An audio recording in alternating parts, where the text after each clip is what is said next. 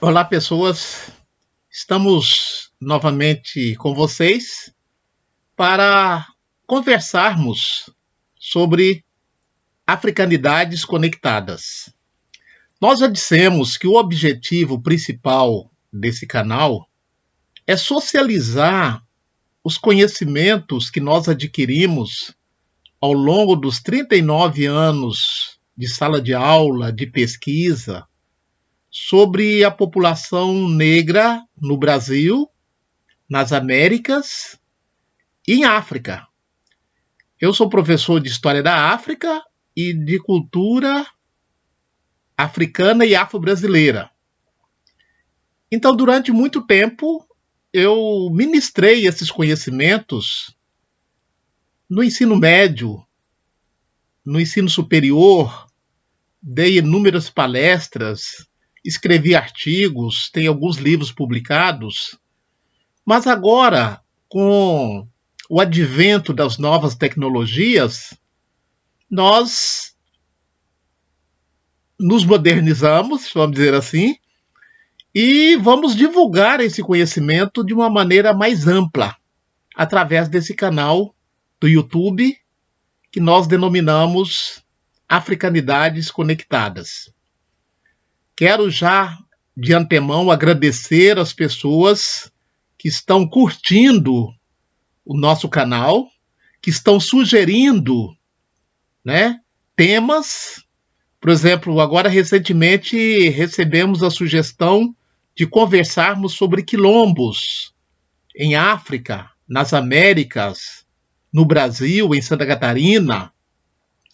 E também recebemos sugestões para passarmos alguma bibliografia sobre essa temática, porque o tema História da África no Brasil ainda é relativamente recente.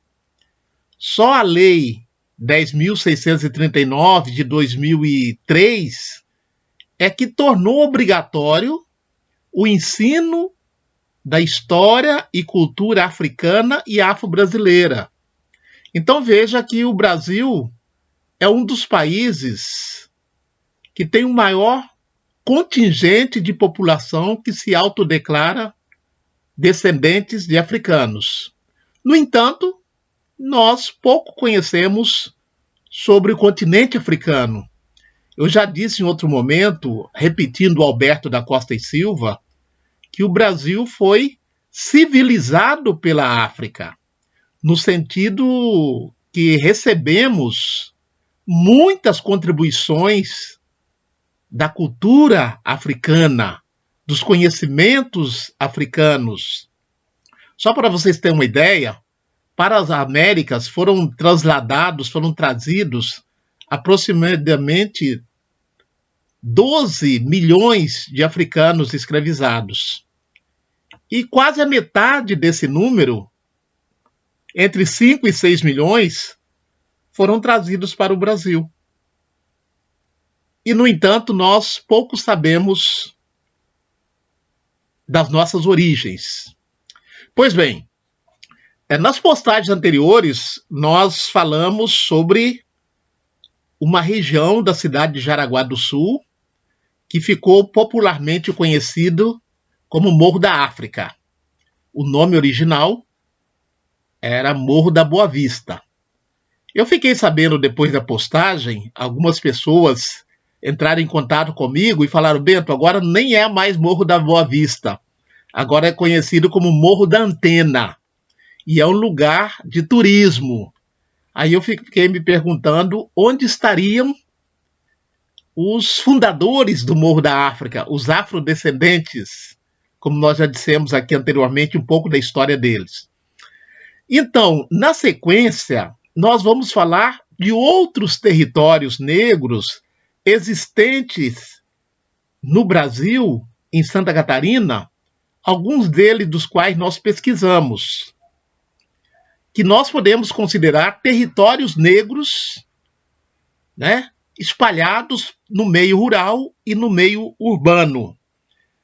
E esses territórios negros, dentro da conceituação africana, eles podem ser considerados quilombos. Podem não, eles são considerados quilombos. Então nós vamos aqui conversar sobre o conceito originário do quilombo em África e depois como é que os portugueses, no período da colonização, interpretaram os quilombos fora da África, na diáspora. E como é que a Constituição de 1988 recuperou o sentido originário da palavra quilombo, da formação social, política e econômica denominado quilombo.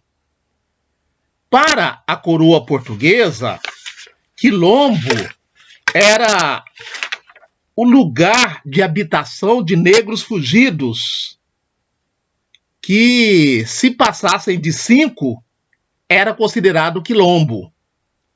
Então, uma resolução lá da coroa portuguesa de 1740 denominou como quilombo o reduto de negros fugidos dos engenhos, das fazendas.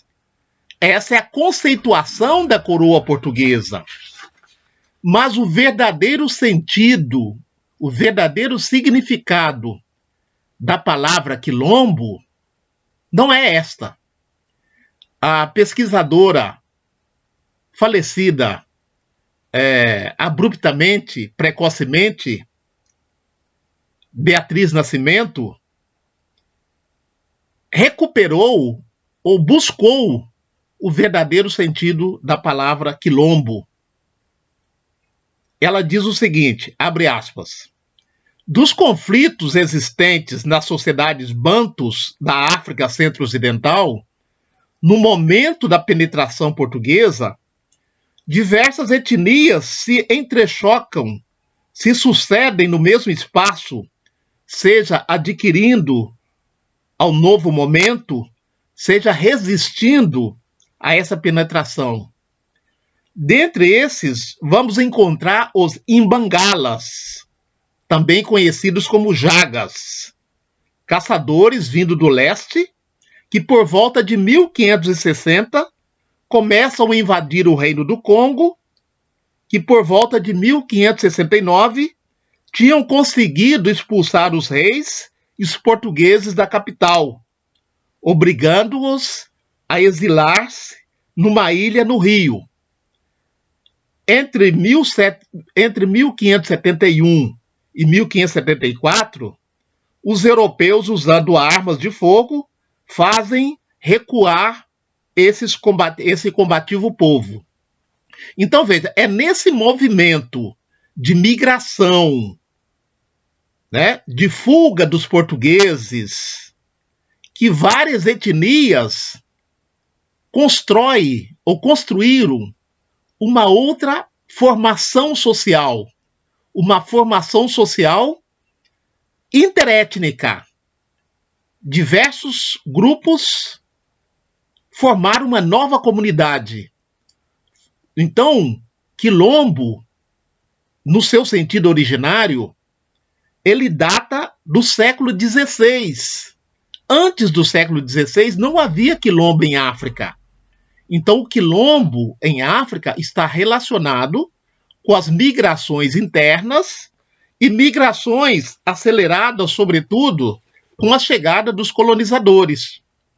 Então, o quilombo, no seu sentido originário, ele é uma aldeia, um acampamento pluriétnico, onde havia uma economia, onde havia uma organização política, social.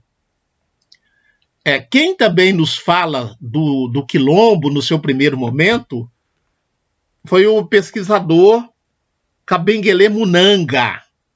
Kabengele Munanga é um antropólogo, né, aposentado pela Universidade de São Paulo. Ele é congolês, nasceu no Congo e trabalhou muito tempo e vive aqui no Brasil.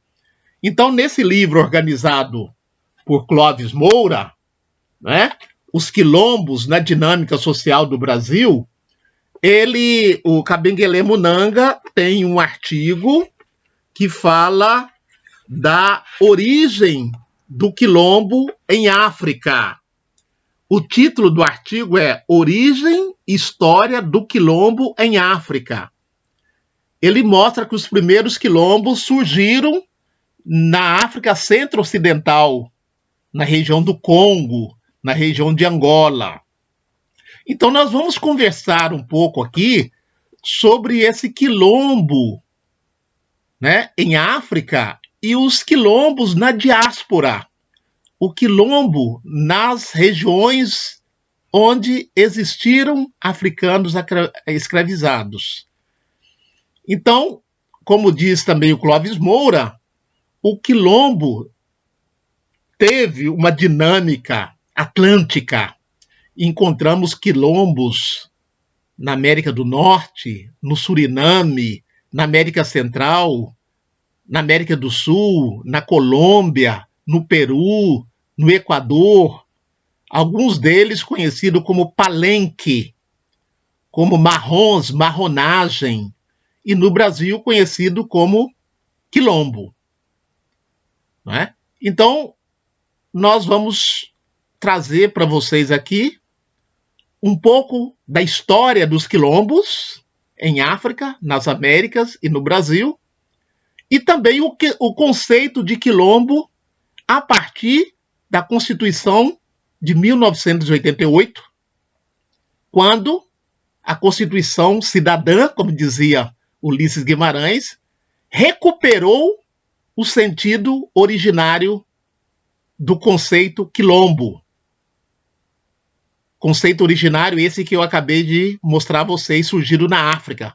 Não aquele conceito inventado pelos portugueses, pela coroa, pela metrópole, que metamorfoseou uma formação social em redutos de negros escravizados fugidos dos engenhos. Então, convido vocês a nos acompanharem nessas postagens que faremos acerca das africanidades nos quilombos do Brasil, das Américas, de Santa Catarina e de outras regiões. Falaremos também um pouco das nossas pesquisas sobre essas comunidades, que são verdadeiros territórios negros, espalhados pelo Brasil afora. Se você estiver gostando das nossas postagens, dê um gostei lá, divulgue o nosso canal, convide os amigos, os alunos, dê a sua opinião. Afroabraços e até breve.